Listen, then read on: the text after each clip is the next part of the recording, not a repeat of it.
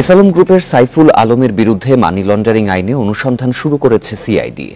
প্রতারণা, জালিয়াতি ও হুন্ডির মাধ্যমে ১,১৩,২৪৫ কোটি টাকা বিদেশে পাচারের অভিযোগে সাইফুল আলম, তার স্ত্রী ও সন্তান এবং সহযোগীদের বিরুদ্ধে এই অনুসন্ধান শুরু হয়েছে।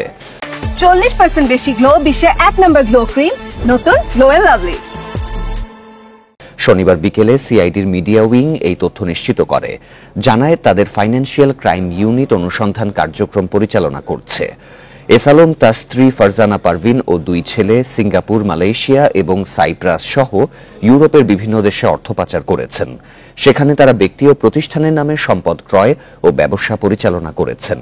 তারা প্রতারণার মাধ্যমে বিদেশে পণ্য আমদানি রপ্তানি এবং বিনিয়োগের নামে 6টি ব্যাংক থেকে 95,000 কোটি টাকা ঋণ নিয়ে আত্মসাৎ করেছেন।